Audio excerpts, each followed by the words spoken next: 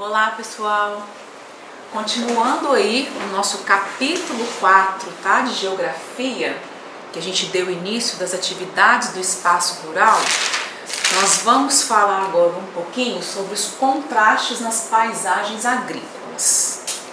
Então vocês vão me acompanhar das páginas 285 até 288, tá bom?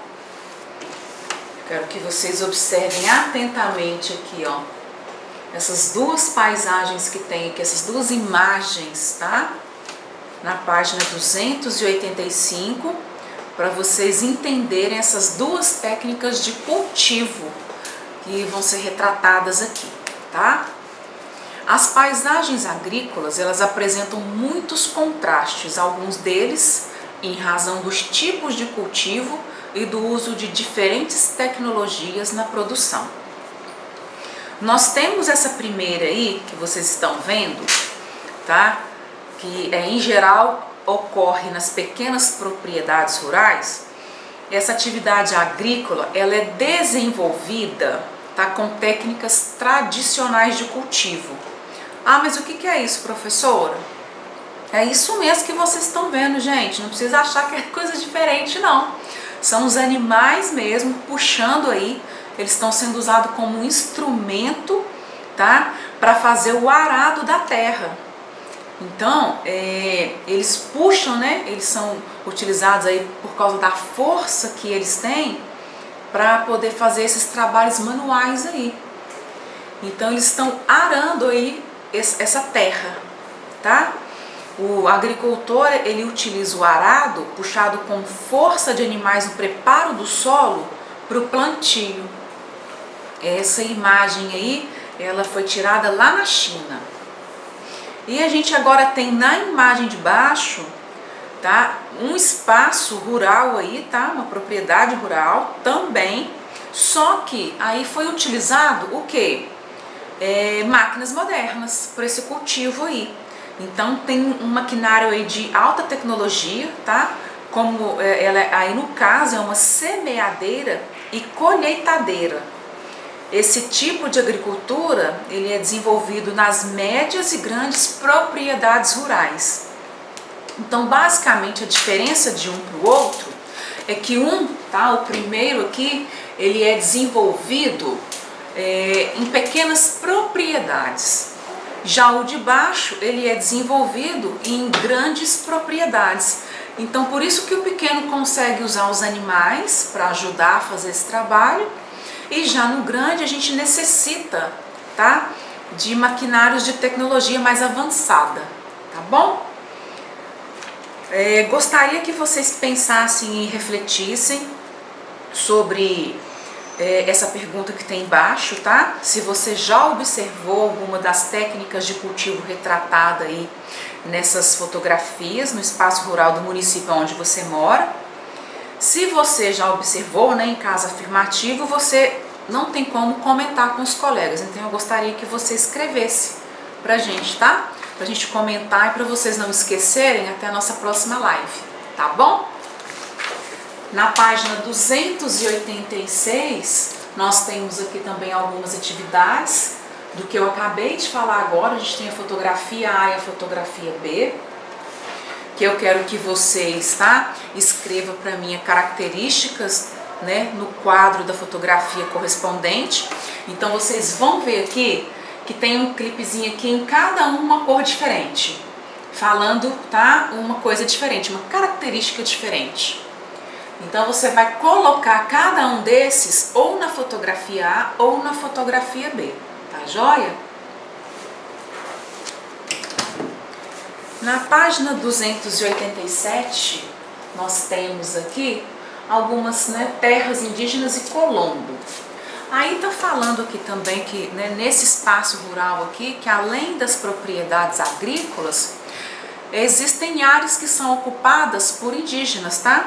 Por povos tradicionais que apresentam um modo de vida muito característico de sua cultura. Então, logo na primeira imagem, vocês vão ver aí que as mulheres estão trabalhando aí, tá? Descascando mandioca para poder fazerem, né, farinha. E vocês vão observar que muitos indígenas do Brasil, eles vivem organizados em aldeias. Já até comentei isso com vocês, tá? No nosso conteúdo de história também, que a gente falou um pouquinho da relação do indígena com a natureza, e a gente falou um pouquinho também da distribuição das tarefas.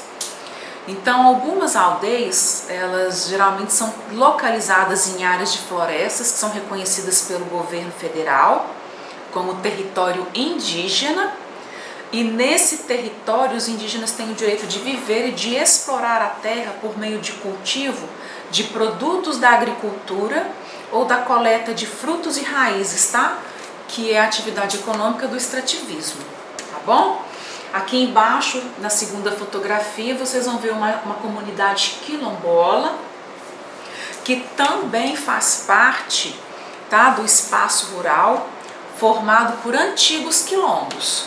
Não sei se vocês se lembram, mas quando, né, os escravos que se rebelavam, eles fugiam, tá? Eles fugiam então para os quilombos que tinham ali próximo, tá? Então por isso que eles continuaram mantendo aí esses quilombos até nos dias de hoje, tá bom?